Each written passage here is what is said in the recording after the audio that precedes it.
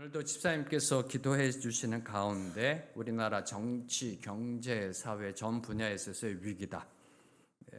세상에서 들려오는 소리도 위기다. 특별히 정치적인 위기는 엊그제 일이 아닙니다. 그렇죠? 그리고 모든 교회마다 국가를 위해 기도하고 있습니다.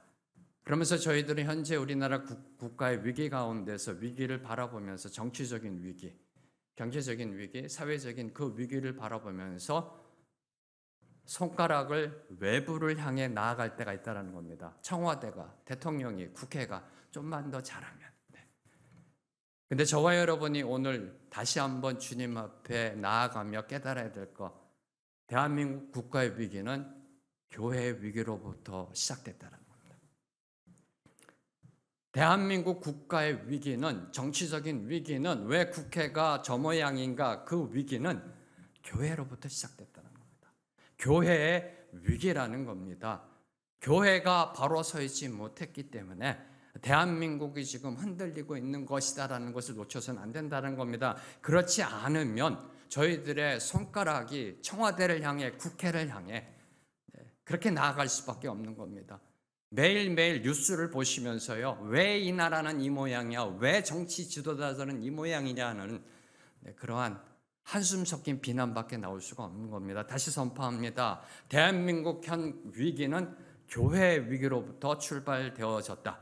우리나라가 일제시대를 거쳐 해방이 되고요, 근대화를 이루어가는 과정 속에 기독교가 미친 영향력은 실로 대단하였습니다. 한국 교회가 한국 사회에 미친 영향력은요, 정말 대단한 그러한 영향력을 주었습니다. 선교사님들께서 세우신 미션 스쿨을 나온 사람들이 각계각층의 지도자가 되었고요, 청와대에서, 국회에서 국국 기도회가 열렸으며, 기독교를 국교로 삼은 나라가 아니었지만 대부분의 교인들은, 대부분의 성도들은 대한민국이라는 국가의 건국 과정에 기독교의 이념과 정신이 배어 있다며, 사실 우리나라를 하나님이 세우신 국가라고 말하기도 하였습니다. 이게 바로 엊그저께의 고백입니다. 엊그저께의 일입니다.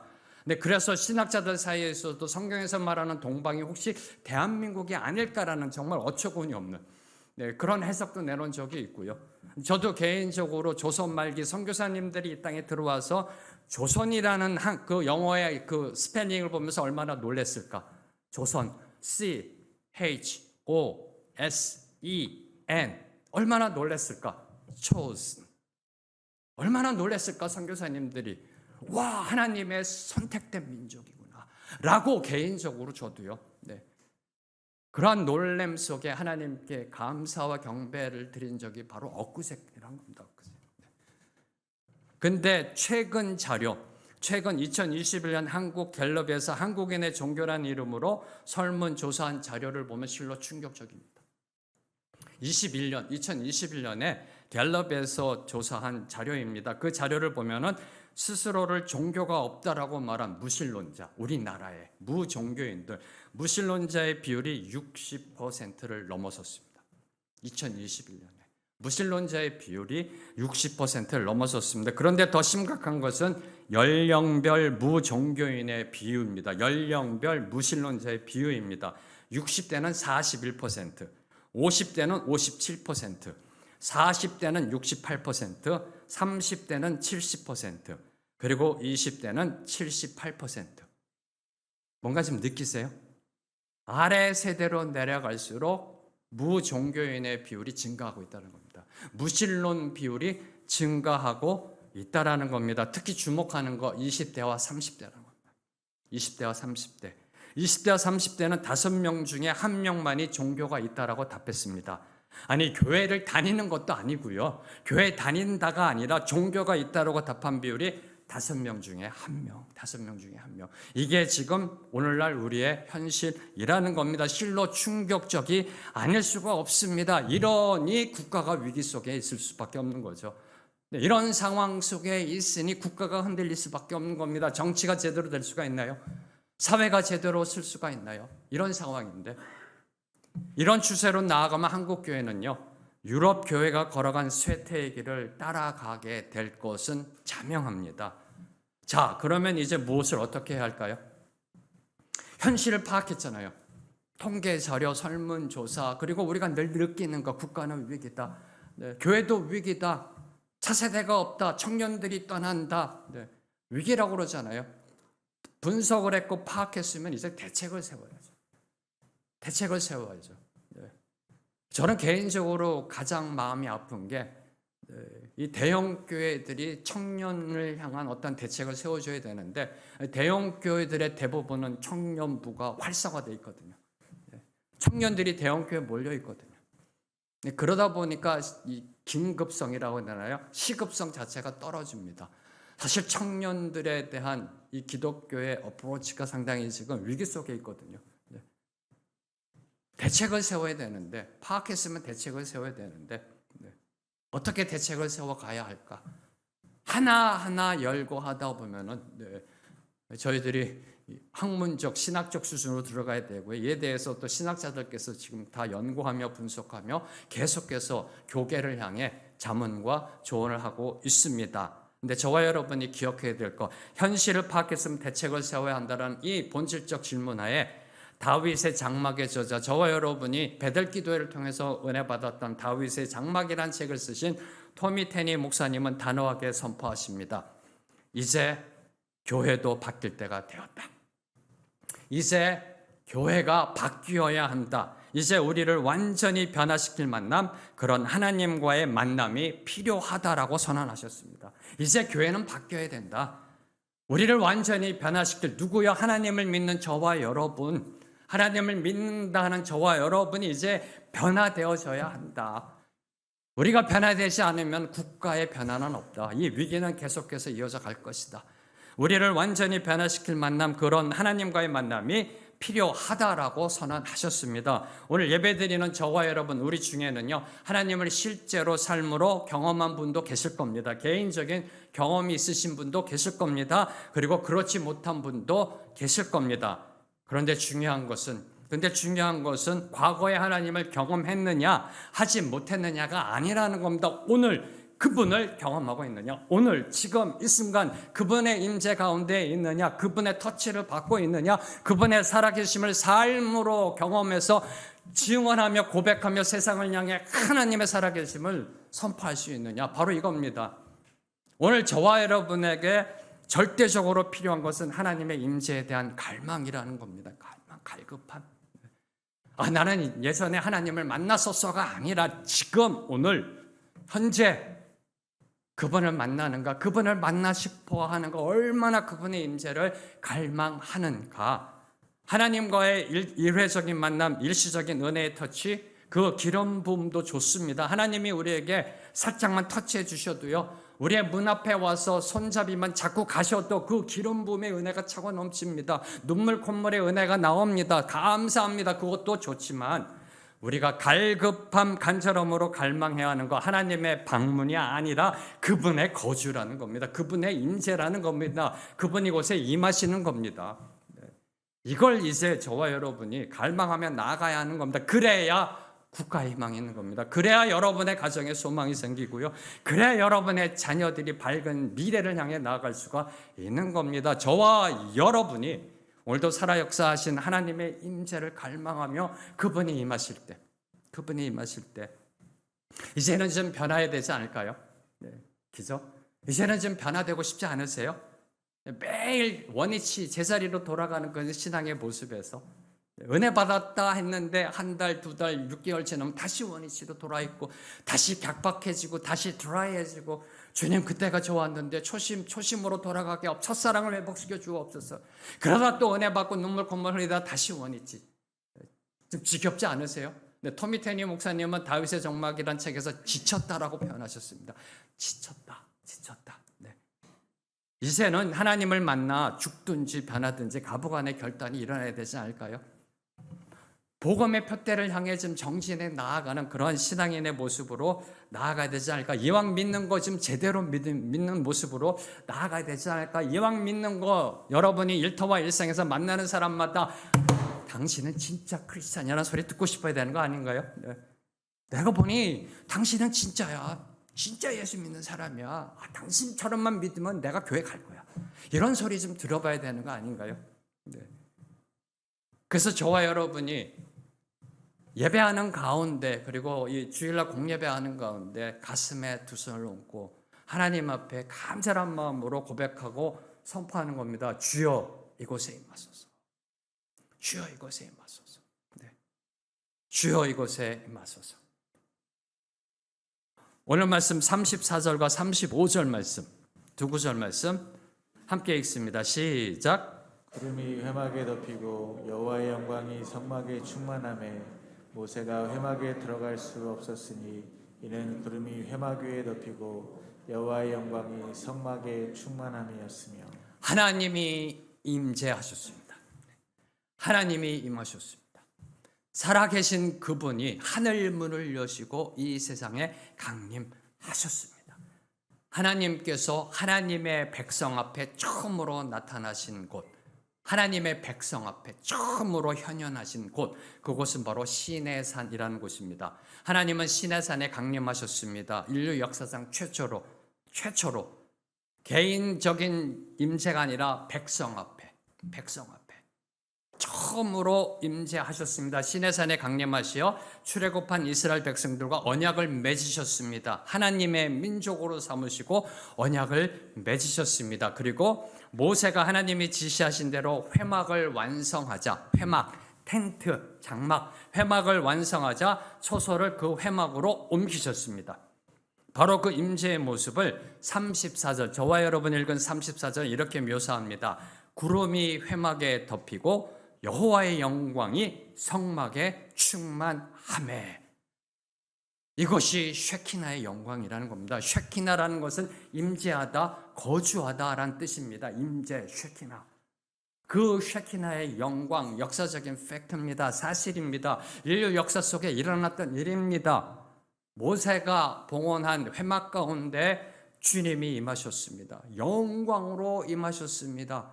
쉐키나의 영광의 구름이 충만한 가운데 임하셨습니다.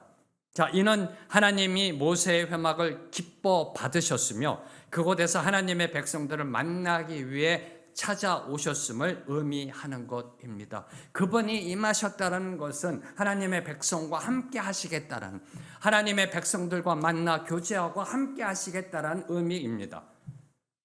자, 그러면 회막은 무엇이고 성막은 무엇인가요? 여러분이 오늘 두 구절 말씀 읽으면 구름이 회막에 덮이고 35절에 보면 모세가 회막에 들어갈 수 없었으니 이는 구름이 회막에 덮이고 여호와의 영광이 성막에 충만함이었으며. 네. 구름이 회막에 덮이고 여호와의 영광이 성막에 충만하며. 회막은 뭐고 성막은 뭔가요? 네. 회막은 무엇이고 성막은 무엇인가요? 회막과 성막은 별개의 다른 장소가 아니라 같은 장소입니다. 같은 구조물입니다. 같은 텐트입니다. 같은 장막입니다. 회막은 인간이 하나님을 만나는 장소이고요. 텐트 오브 미팅, 만나는 장소, 회막, 모일 회자, 인간이 하나님을 만나는 장소이고요. 성막은 하나님이 거주하시는 장소란 의미입니다. 다시 말해 외적으로는 인간이 지은 회막입니다. 인간이 지은 텐트입니다. 인간이 지은 장막입니다. 그런데 내적으로는 하나님이 거하시는 성막이었더라는 겁니다. 한마디로 모세가 지은 회막이, 인간이 지은 회막이 하나님이 임하심으로 성막이 된 겁니다. 모세라는 인간이 지어서 그걸 하나님께 봉헌했을 때 하나님이 임하심으로 성막이 된 겁니다. 오늘날 교회라 불리는 곳에도 회막과 성막이 있다는 겁니다. 오늘날 교회라 불리는 곳에도 회막이 있고 성막이 있습니다. 사람들이 하나님을 만나기 위해 찾아오는 교회라는 건물이 있습니다.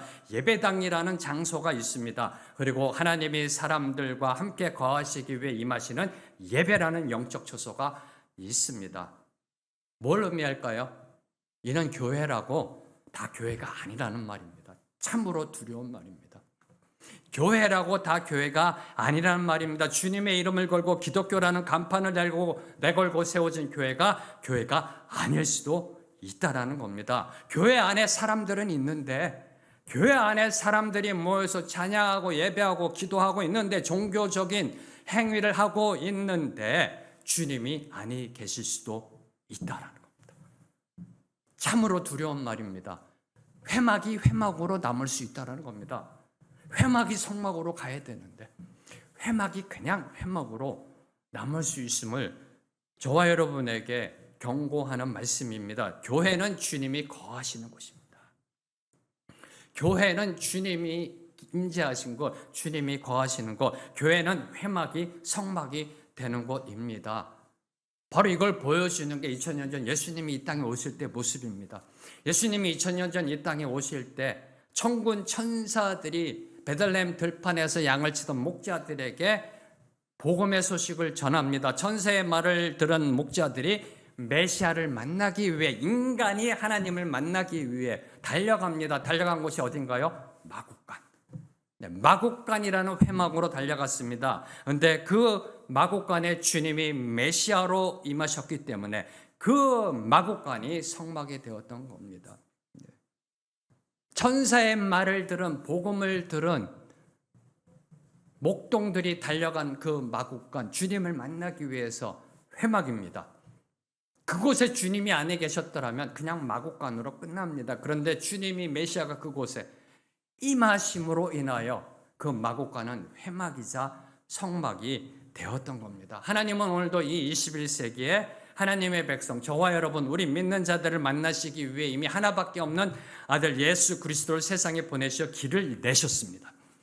길을 내셨습니다. 그리고 그 길을 통해 지금도 성령을 보내십니다. 성령 하나님을 보내십니다. 왜요? 저와 여러분을 만나기 위해, 저와 여러분을 만나 대화하시며 신령한 교제를 나누시기 위해서 성령 하나님을 보냈습니다. 이때 저와 여러분, 우리 모두가 취해야 할 자세, 태도는 뭐 그리 대단한 것 아닙니다. 신이신 그분이 오시는데, 온 우주 만물을 창조하신 그분이 오셔서 문을 두드리시는데, 문잡이를 잡고 계시는데, 저와 여러분이 해야 할 거 뭐 그리 대단한 거 아닙니다. 세상적인 대통령과 세상적인 왕이 오면 저희가 준비해야 될 게 한두 가지인가요?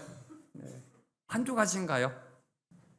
그런데 온 우주 만물의 왕, 만왕의 왕, 만주의 주 그분이 오실 때 저와 여러분이 해야 될 거, 준비해야 될 거 뭐 대단한 거 아닙니다. 회막이 성막이 되는 것은 엄청난 수고와 노력이 필요한 게 아닙니다. 시간 뺏기는 거 아닙니다. 돈 드는 거 아닙니다. 그저 간단합니다. 그것이 무엇이냐면은 우리의 마음을 여는 것.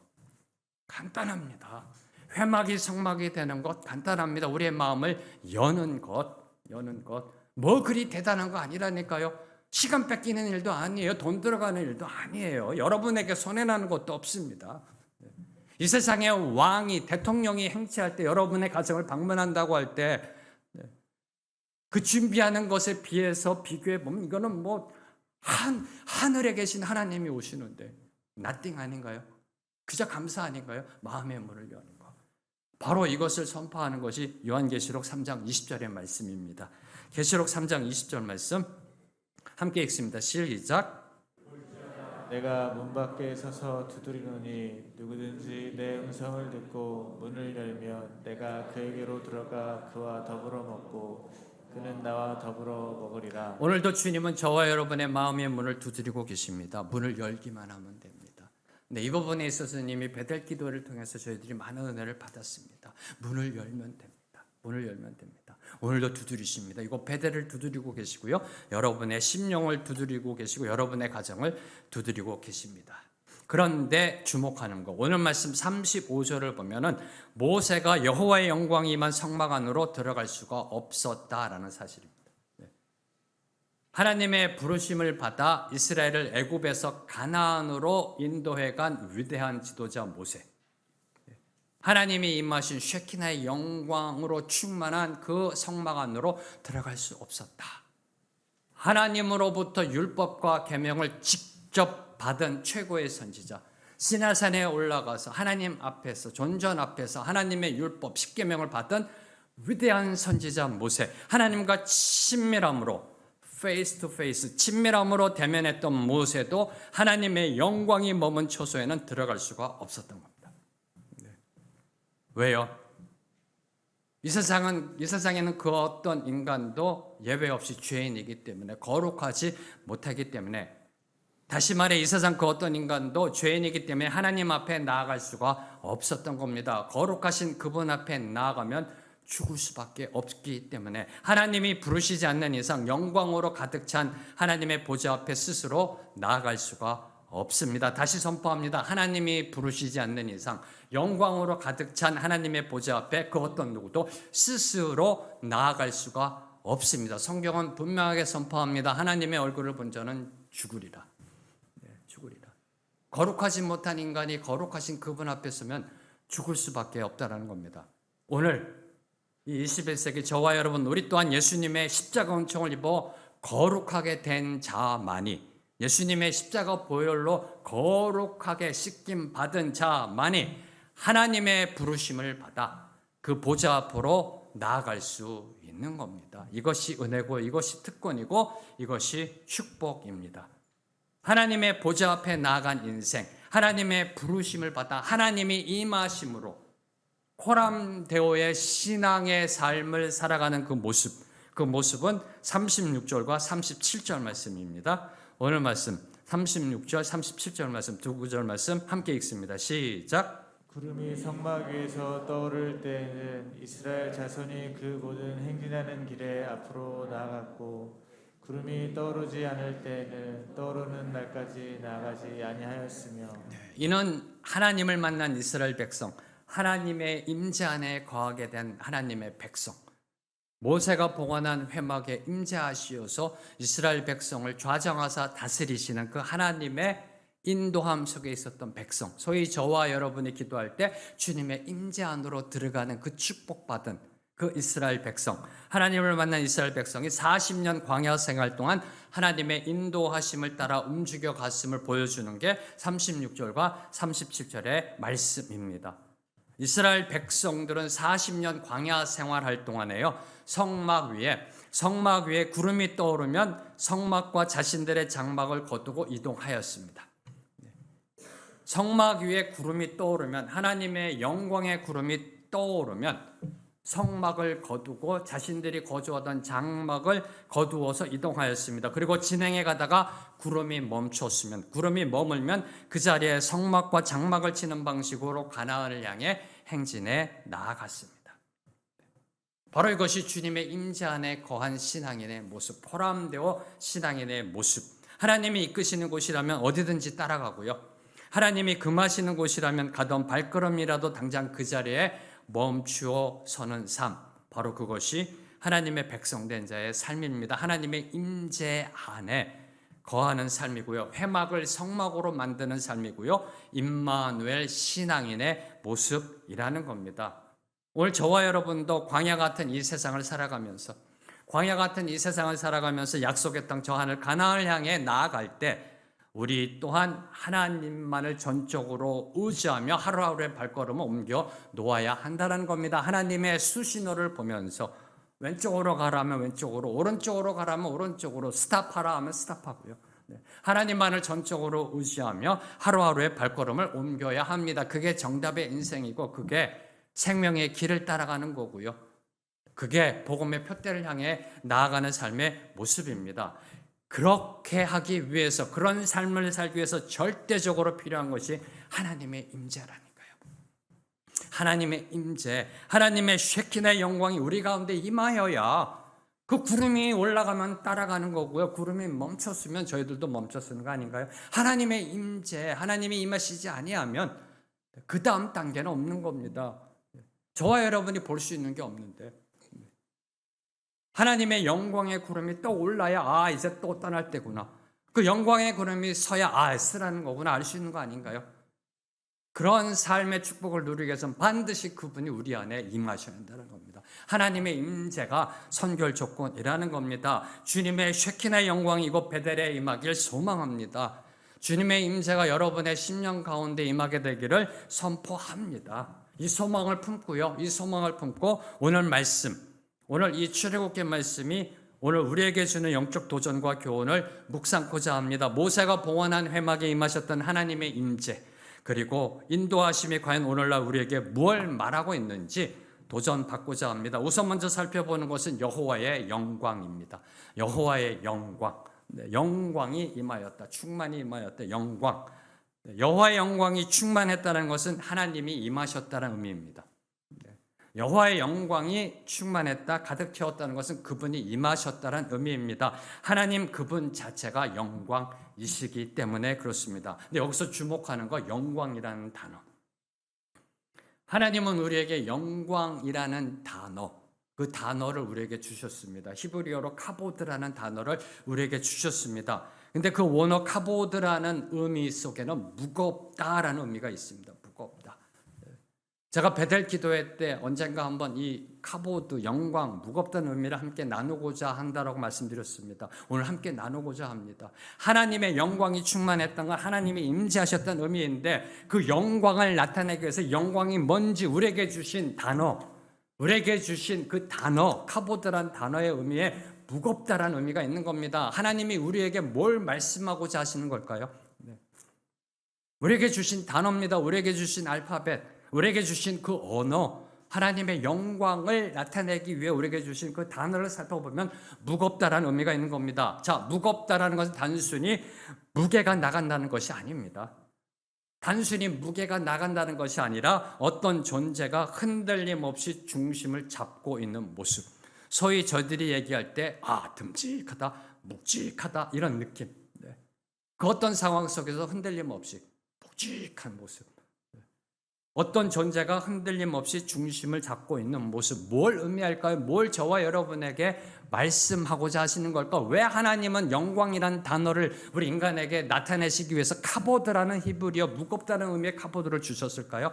뭘 말씀하시고자 하시는 걸까요? 하나님의 영광이 우리 인생의 중심이 되어야 한다라는 겁니다. 우리 인생의 중심이 되어야 흔들림 없이 묵직하게, 듬직하게 정답의 길을 뚜벅뚜벅 걸어갈 수 있다는 겁니다. 우리가 존재하는 본질적 목적이 바로 그 영광이라는 겁니다. 우리가 창조된 목적이 바로 그 영광이라는 거. 그래서 이사야서 43장 7절에 보면 선지자 이사야가 이렇게 선포합니다. 하나님의 선포입니다. 선지자 이사야를 통해서 하나님이 선포하십니다. 내 이름으로 불려지는 자 모두 다 내게 오게 하라. 그들이 누구냐고요? 내 영광을 위하여 창조한 모든 자 내게 오게 하라. 내가 그들을 지었노라. 내 영광을 위하여 창조된 바로 저와 여러분의 존재의 목적은 그분의 영광이라는 겁니다. 바로 이것을 교훈하기 위해서 카보드라는 히브리 언어를 주신 겁니다. 어떤 상황 속에서도 우리를 흔들리지 않게 붙잡아 주는 것, 우리 인생의 닻을 단단히 메워둬야 하는 것, 바로 그것이 하나님의 임재, 하나님의 쉐키나의 영광임을 교훈하고 있는 것이 무겁다라는 의미입니다. 그런데 오늘날 세상을 보면요, 오늘날 세상을 보면 안타깝게도 우리가 살아가는 시대는 인생의 중심을 세상 속에서 찾고 있어요. 우리 인생의 중심을 세상 속에서 찾고 있습니다. 돈, 명예, 학벌, 권력, 성공, 출세, 스펙 등등등등등 세상 가치관과 세상 세계관 속에서 찾고 있습니다. 우리 인생의 중심, 이게 있어야 내 인생이 흔들리지 않는다. 이게 있어야 그래도 좀 제대로 된 인생을 살아갈 수 있다. 우리 인생의 중심을 세상 속에서 찾고 있습니다. 인본주의, 물질주의, 포스트 모던주의, 인본주의, 물질주의, 포스트 모던주의는요, 세상의 화려함과 찬란함으로 우리를 유혹해서 하나님의 영광을 대체시켜 왔습니다. 이게 인류 역사입니다. 이게 우상의 역사고요. 로마서 1장 23절 말씀 함께 읽습니다. 시작. 썩어지지 아니하는 하나님의 영광을 썩어질 사람과 새와 짐승과 기어다니는 동물 모양의 우상으로 바꾸었느니라. 하나님의 영광을 썩어질 곳으로 바꿔버렸다. 이게 인류의 역사입니다. 하나님께서 영광을 나타내셨는데 그 영광의 축복을 우리에게 주셨는데 그 영광을 인류는, 인간들은 썩어 없어질 것들로, 세상 것들로 다 바꿔버렸다. 대체해버렸다.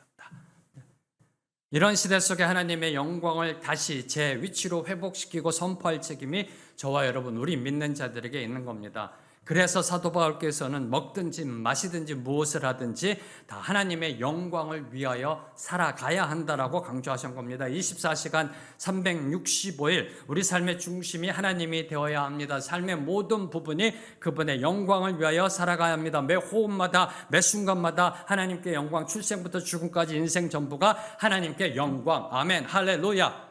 여기까지 선포하면 이제 목사님, 그런데요, 알겠는데요, 아직도 안 잡혀요. 24시간 360일 하나님의 영광을 위해 살아가라. 먹든지 마시든지 무엇을 하든지 하나님의 영광을 위하여 살아가라. 네, 압니다, 목사님. 아멘. 그렇게 살겠습니다. 근데 아직도 추상적이고 관념적이고 뭘 어떻게 해야 되나요? 네. 이런 질문 속에 저희들이 답답해할 수가 있습니다. 이에 대해서 요한복음 15장 8절, 이에 대해서 요한복음 15장 8절은 저와 여러분에게 이렇게 조언합니다.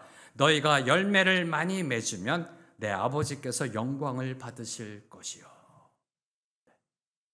너희가 열매를 많이 맺으면 하나님 아버지께서 영광을 받으신다. 먹든지 마시든지 무엇을 하든지 하나님께 영광, 24시간 365일 하나님께 영광, 그런 삶의 모습은 열매 맺는 삶.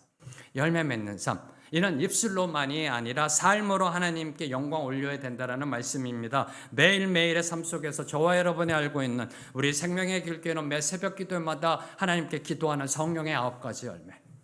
성령의 9가지 열매. 사랑, 희락, 화평, 오래 참음, 자비, 양선, 충성, 온유, 절제 열매를 맺는 삶. 바로 그런 삶. 네. 이 열매들, 이 9가지 열매들을 한 단어로 요약하면요. 한 단어로 요약하면 사랑입니다. 사랑. 하나님을 사랑하고 신뢰하며 감사하고 순종하는 삶, 이웃을 사랑하고 도와주며 품어주고 격려하는 삶, 바로 그런 삶을 통해 하나님은 영광 받으십니다. 다시 말해 그런 삶을 사는 인생 가운데 하나님은 임재하십니다. 그런 삶을 살아가는 그러한 인생 가운데 하나님은 영광으로 임재하신다는 말씀입니다. 이게 하나님의 영광이고요. 다음으로 주목하는 것은 하늘이 열리고 하나님이 이 땅에 임하실 때 구름이 등장한다는 겁니다. 구름. 네. 저와 여러분이 알고 있는 이런 기상학적 그걸 뭐라고 그러나요? 천체학적 어떤 기상학적 그런 구름이 아닙니다. 네. 하나님이 임재하실 때 성경에 보면 구름이 등장합니다. 구름. 오늘 말씀 속에서도 모세의 회막에 영광의 구름이 충만했다. 역대하 5장 13절과 14절을 보면요. 역대하 5장 13절과 14절을 보면 솔로몬이 하나님의 뜻에 따라 예루살렘 성전을 완공합니다. 그리고 그 성전을 하나님께 봉헌했을 때, 모세가 회막을 짓고 봉헌했을 때처럼 솔로몬이 예루살렘 성전을 다 짓고 나서 하나님께 봉헌했을 때 성경은 뭐라고 기록하고 있냐면요. 여호와의 전에 구름이 가득한지라. 여호와의 전에 구름이 가득한지라 제사장들이 그 구름으로 말미암아 능히 서서 섬기지 못하였으니 이는 여호와의 영광이 하나님의 전에 가득함이었더라. 그분이 임재하실 때 구름이 등장한다는 겁니다. 하나님이 친히 임하실 때 구름을 사용하시는 것은요, 우리를 보호하기 위함입니다. 아까도 말씀드렸던 것처럼 죄인인 우리들이 그분을 보게 되면 죽습니다. 구름이 우리를 가리워서 하나님의 얼굴을 대면하여 죽지 않도록 하신 겁니다. 하나님께서 구름으로 충만케 하신 것은 저와 여러분을 위한 겁니다. 자, 이를 역으로 보면 하나님이 임하실 때 저와 여러분을 위해 구름으로 충만케 하십니다. 저와 여러분이 하나님을 보지 못하게, 대면하지 못하게. 이를 역으로 생각하면 우리가 하나님을 만나기 위해서는 영적 구름을 만들어야 한다. 우리가 하나님을 만나기 위해서는 영적 구름을 만들어야 한다. 갈급함의 열망으로 드리는 기도의 횃불의 연기를 이 예배당으로 가득 채워야 된다. 여러분의 심령을 가득 채워야 된다는 겁니다. 다시 선포합니다. 갈급함으로, 간절함으로 하나님께 올려드리는 그 기도의 횃불, 그 횃불의 연기가 피어오르도록 해야 합니다. 온 마음 다해 드리는 찬양의 향연이 이 예배의 자리를 충만하게 채워야 한다는 겁니다. 우리가 더 많은 영적 연기를 피우면 피울수록, 더 많은 영적 연기를 피우면 피울수록 우리는 더 가까이 하나님께 나아갈 수가 있게 되는 겁니다. 저와 여러분이 하나님께 올려드리는 영적 연기가 더 충만하면 충만할수록 하나님께 더 가까이 나아갈 수가 있다는 겁니다. 자, 그럼 어떻게 해야 하나님의 영광의 충만함이 임하는가? 하나님의 임재를 예배할 수 있는가? 영적 구름의 충만함을 만들어낼 수 있는가? 이 질문입니다. 어떻게 하면 우리가 영적 구름의 충만함을 만들어낼 수 있는가? 그래서 하나님의 오심을 예배할 수 있는가? 그 답의 본질은 저희들이 4주 베델 기도회를 통해서 받은 은혜, 그 본질적 그 답은 예배와 기도라는 겁니다. 예배와 기도를 통해서. 자, 저와 여러분이 죄인인 저와 여러분이 하나님께 나아갈 수 있는 길, 지성소와 성소를 가로막아 있던 휘장을 위에서부터 아래로 찢어 내리신 그 은혜는 예수 그리스도 십자가의 은혜입니다. 저와 여러분이 하나님께로 나아가는 길을 연 것은 예수 그리스도의 십자가의 은혜입니다. 십자가의 보혈입니다. 십자가의 피입니다. 그런데 하나님이 우리에게 오시는 길, 하나님이 우리에게 오시는 길을 예비하는 것, 하나님이 우리에게 가까이 다가오시도록 하는 것은 회개의 예배라는 겁니다. 회개의 예배. 시편 51편 17절 말씀. 시편 51편 17절 말씀 함께 읽습니다. 시작. 하나님께서 구하시는 제사는 상한 심령이라. 하나님이여 상하고 통회하는 마음을 주께서 멸시하지 아니하시니. 하나님께서 받으시는 예배는 상한 심령이라. 하나님이 받으시는 예배는 상한 심령이라. 상하고 통회하는 마음을 하나님께서 멸시하지 아니하시고 받아주신다. 그 심령 속에 임하신다라는 겁니다. 하늘 문이 열리고 하나님의 쉐키나의 영광이 임하는 것을 보길 원하시는지요?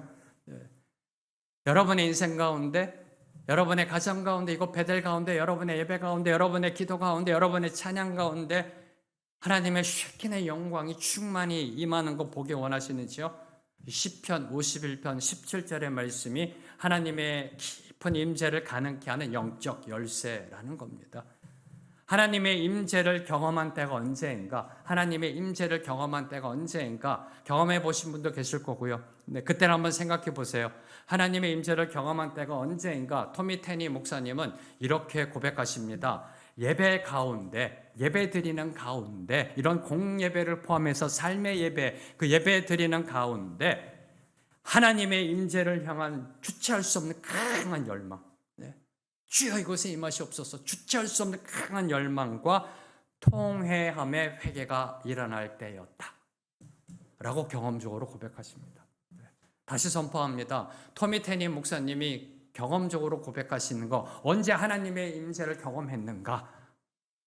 이렇게 정리하십니다. 예배 드리는 가운데, 공예배건 기도회건 삶으로 드리는 예배건, 예배 드리는 가운데 주님의 임재를 향한 주체할 수 없는 강한 열망, 어떻게 컨트롤할 수 없는 그 열망, 목마른 사슴이 시냇물을 찾아 갈급함으로 나온 그 열망, 그리고 통회함의 회개가 임할 때, 그때 하나님의 임재를 경험했다 라고 토미 테니 목사님은 말씀하고 계십니다. 오늘 저와 여러분이 구해야 할 것 바로 그분이십니다. 그분의 오심. 부흥이 아니라 부흥을 주시는 분, 기름 부음이 아니라 기름을 부어주시는 분. 왜냐하면 진정한 부흥은 부흥을 주시는 분이 임하실 때 일어나기 때문입니다. 하나님이 임하시는 진정한 부흥 경험해 보셨는지요? 하나님이 임하시는 진정한 부흥, 기름 부음 정도가 아니라 그분이 임하셔서 뒤집어지는 부흥. 그러한 부흥은 강물이 넘치는 정도가 아니라 홍수의 범람에 가깝다. 홍수의 범람에 가깝다. 그것도 노아의 홍수처럼 큰 기품의 샘들이 터지고 하늘의 창들이 열리는 대홍수의 범람과 같다라고 선포하고 있습니다. 그러므로 하늘의 창들을 여는 방법, 하늘의 창들을 여는 방법은요, 이 땅에 있는 하나님의 사람들의 마음을 터뜨려서 회개와 예배의 물살을 일으키는 것입니다. 다시 말해 하늘의 창이 열리는 걸 원한다면, 하늘의 창이 열리고 하나님이 임재하시는 것을 원한다면 우선 먼저 우리 안에 깊은 깨어짐이 있어야 한다. 우리 안에 깨어짐이 있어야 한다. 이 땅에서 먼저 깨어져야 하늘이 열린다라는 겁니다. 우리가 먼저 깨어져야 하늘이 열린다. 사랑하는 성도 여러분, 기억하십시오. 오직 회개하는 상한 심령으로 드리는 진정한 예배만이, 회개하는 심령, 통회하는 심령으로 드리는 진정한 예배만이 하늘 문을 열 수가 있다. 하늘 문을 열 수가 있다. 주님께서 그냥 우리를 방문하는 것이 아니라요, 한번 왔다 가시는 게 아니라 우리와 함께 거하시기로 결정하게 만드는, 방문하셨는데 이곳에 내가 거해야 되겠다, 임재해야 되겠다라고 만드는 결정적인 요소가 바로 상한 심령으로 드리는 예배라는 겁니다. 바로 이 역사가 일어났던 곳이 1907년 평양 장대현 교회고요. 평양 장대현 교회. 목사님으로부터 온 성도가 상한 심령으로 주님 앞에 울부짖으며 나아가는, 기도할 수밖에 없는, 바로 그 역사가 일어났던 것이 다윗의 장막 토미 테니 목사님의 친구 교회에서 일어났던 그 모습. 그 모습. 그리고 또 하나, 하나님의 임재함을 향한 간절함, 갈급함의 울부짖음의 기도가 쉐키나의 영광을 임하게 한다. 예배와 기도라는 겁니다. 하나님의 임재를 향한 간절함과 갈급함의 부르짖음, 이 기도가 주님의 임재를 임하게 하는 영적 열쇠라는 겁니다. 이미 베델 기도회를 통해서 저희들이 바디메오의 이야기를 나눴습니다. 은혜 받았습니다. 복음서에 보면 소경거지 바디메오의 이야기가 나옵니다. 주님께서 이제 예루살렘으로 올라가시기 위해 여리고를 거쳐 가실 때 바디메오라는 사람의 곁을 지나가십니다. 지나치고 계십니다. 그때 바디메오는 큰 소리로 외쳐대기 시작합니다. 다윗의 자손이여 나를 불쌍히 여기소서. 예수님께서 이 땅에서 3년의 공생에 사역하시는 가운데 수많은 사람을 지나쳐 가셨습니다. 그렇죠? 수많은 사람의 곁을 지나쳐 가셨습니다. 그 중에 오직 소수만이 주님의 임재를 향한 그 열망으로 나아갔다는 사실, 이게 두렵다는 겁니다. 3년 공생에 하시는 동안 갈릴리에서 예루살렘으로 왔다 갔다 하시면서 수많은 사람들의 곁을 지나가셨다니까요. 예루살렘 성전에서도요, 수많은 사람들의 곁을 지나가셨고요. 바디메오는 주님이 자신의 곁을 지나가자 큰 소리로 외쳐대기 시작합니다. 비록 눈으로는 볼 수 없었으나, 이게 중요합니다. 소경이었기 때문에 눈으로는 볼 수 없었으나 주님이 가까이 계심을 느낀 바디메오는 절박한 외침으로 소리치기 시작합니다. 체면이고 품이고 아랑곳하지 않고요, 주위에 있는 사람들이 조용히 하라는 핀잔도 아랑곳하지 않고요, 큰 소리로 외쳐댑니다. 다윗의 자손이여 나를 불쌍히 여기소서. 다윗의 자손이여 나를 불쌍히 여기소서. 이 절박함이 우리에게 있는가? 자, 그러면 바디메오는 어떻게 주님이 오셨음을 알 수 있었을까요? 오늘 저와 여러분이 주님이 지금 여러분 옆에 계시면 어떻게 알 수 있을까요? 바디메오는 소경입니다. 볼 수가 없습니다. 저와 여러분 주님이 영으로 임하시는 거 볼 수 없습니다. 우리의 육의 눈으로 볼 수 없습니다. 똑같은 상황입니다. 바디메오는 눈으로 볼 수 없는데 어떻게 주님이 오셨음을 알 수 있을까? 그 답은 오직 하나, 주님의 임재를 향한 간절함의 사모함이 늘 항상 그의 심령 속에 있었던 겁니다. 그분을 만나야 되겠다. 그의 관심은 오직 주님 한 분이었던 겁니다. 그 열망, 그분을 만나야 되겠다. 그래서 늘 주위 사람들에게 이렇게 질문하였을 겁니다. 주님이 오셨나요? 아, 그래요? 그 주님 어디 계시대요? 갈릴리 계시대요? 아직도요? 나사렛 가셨대요? 어디 계시대요? 언제쯤 오신대요? 어디쯤 오셨을까요? 어떻게 하면 주님을 만날 수 있을까요? 늘 항상 주위에 있는 사람들에게 보이지 않으니까 이런 열망이 있으신지요? 권사님 어떻게 하면 주님 만날 수 있을까? 권사님 옛날에 만나보셨잖아요. 제발 알려주세요. 목사님 어떻게 해야 될까요? 내 삶 속에 계시는 걸까요? 어디쯤 와 계실까요? 이런 간절함의 사모함의 열망이 있느냐? 우리 가운데 이런 갈급한 심령의 간절한 부르짖음, 그 간절한 외침이요, 그 소망이요, 갈급함이요, 주님을 바디메오 곁으로 인도하였던 겁니다. 수많은 사람의 곁을 지나가셨습니다. 예수님은요, 2000년 전에 3년 공생하시는 동안 그 주님을 바디메오 곁으로 이끈 것, 바디메오의 그 갈급함, 간절함의 그 열망이었다는 겁니다. 무엇을 향해? 주님의 임재를 향해. 세례의 기도처럼 상한 심령, 통회하는 마음으로 드리는 기도는요, 하늘 문을 여는 영적 열쇠입니다. 상한 심령으로 회개함으로 주님 앞에 엎드려 드리는 예배가 영적 열쇠이고요, 그리고 기도가 하늘 문을 여는 영적 열쇠라는 겁니다.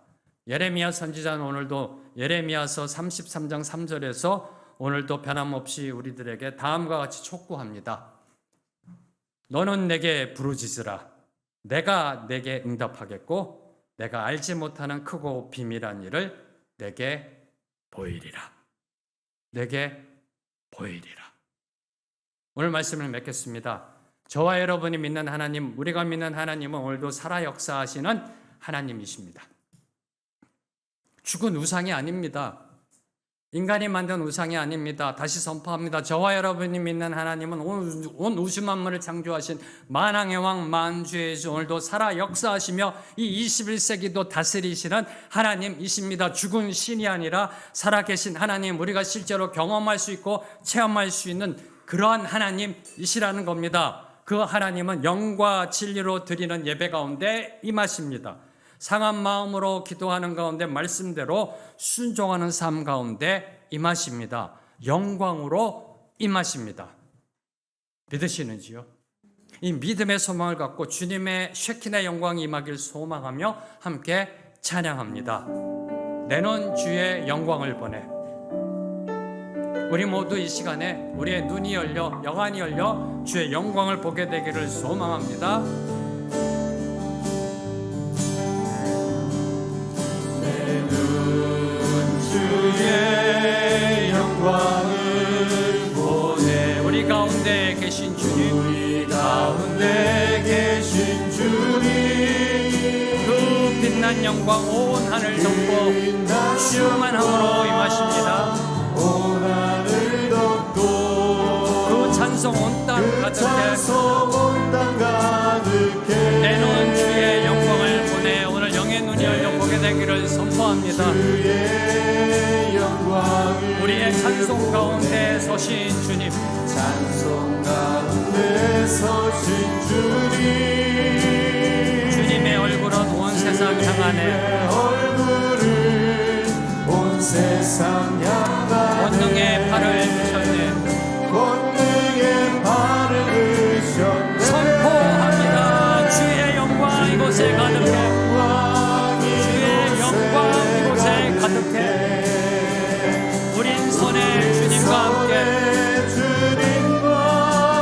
찬양하며 우리는 전진하리. 모든 열방 죽을 때까지 모든 육체가 주의 영광을 보리라. 모든 열방 주볼 때까지 간절한 마음으로 찬양합니다. 내놓은 주의 영광을 보내. 내놓은 주의 영광을 보내. 주여 우리의 영의 눈을 열어서 주의 영광을 보게 하옵소서. 주의 영광을 보게 하옵소서. 주의 영광 안으로 들어가게 하옵소서. 임재 안으로 들어가게 하옵소서. 주님의 쉐킨의 영광을 경험하게 하옵소서. 아버지 이곳에 임하소서. 이곳에 임하소서. 이곳을 덮으소서. 영광으로 덮으소서. 생명의 길 교회를 통해 하나님의 살아계심을 선포하옵소서. 임하소서. 임하소서. 한 성도도 빠짐없이 영안이 열려 주의 영광을 보게 하옵소서. 보게 하옵소서. 보게 하옵소서. 보게 하옵소서. 보게 하옵소서. 보게 하옵소서. 영안이 열려 주의 영광을 보게 하옵소서. 선포합니다. 선포합니다. 주의 영광 이곳에 가득해. 충만함으로 임한 주의 영광 이곳에 가득해.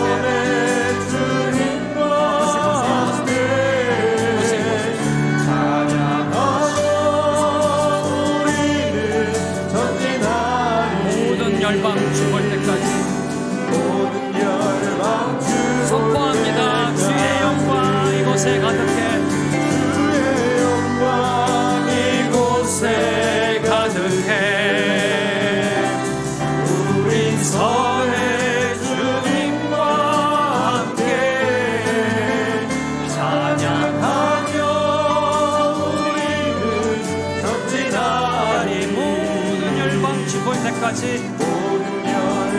다시 선포합니다. 주의 영광 이곳에 가득해. 주의 영광 이곳에 가득해. 우린 선의 주님과 함께